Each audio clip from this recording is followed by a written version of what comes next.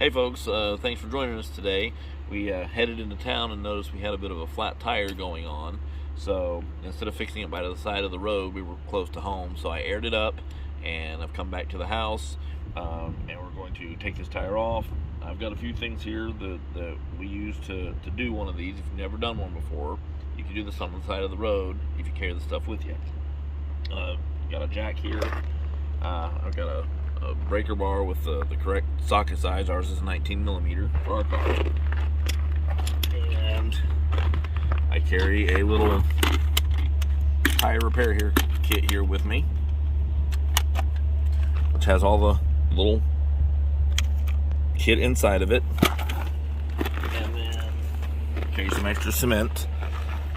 So you can get that at Walmart, Harbor Freight, any of those places. And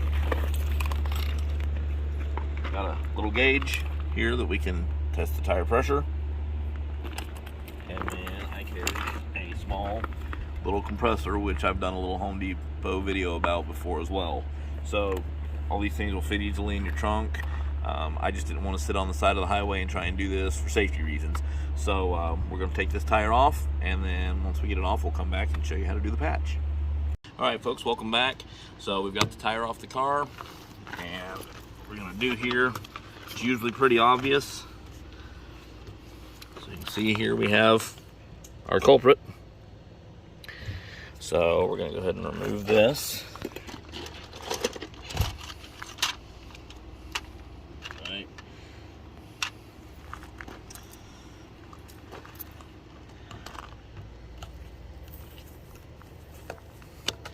So I ended up in a compactor area at work, and that's where I probably picked this up.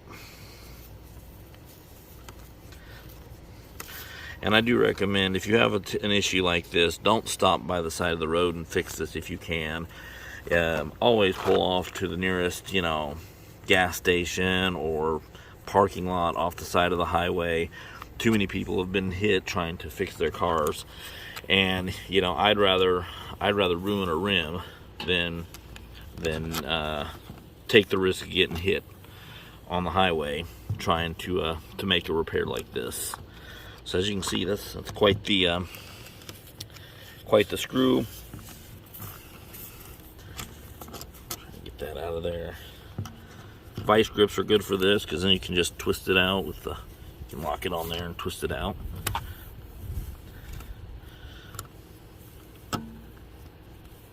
You can hear some of that air coming out possibly. It's in there good enough that, there we go. There we go, there's our culprit. Put that to the side there. Always make sure you pick it up when you're done. Alright. So we'll take this little tool here. Stick that in there. See, and it cleans it out and gets it ready to use the patch. Or plug. We're not patching it, we're plugging it. There's a bit of a difference there.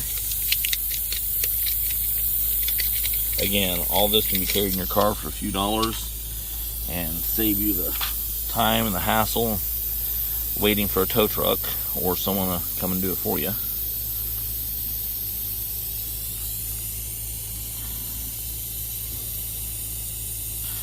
Alright. Try and get this in here. They don't make these very easy to get in there. Alright. So got that. A little bit of rubber cement here. Also,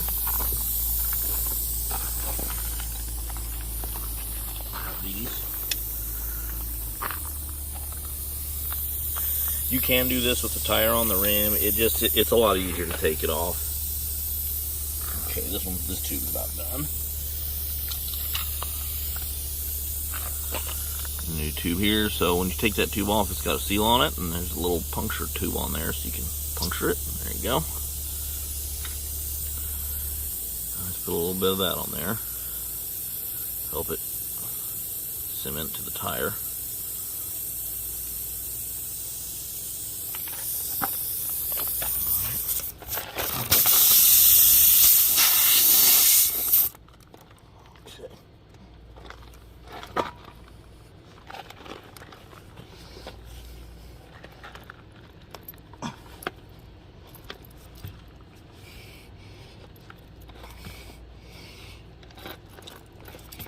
Sometimes those are hard to get in there.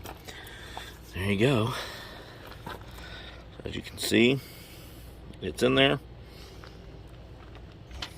The air stopped hissing out. Let's put a little more of that on there just to let it, make sure it's on there good. And as it wears out on the road, that'll flatten down. And we're gonna let that dry for a minute. Let all that cement harden on there. And then what we'll do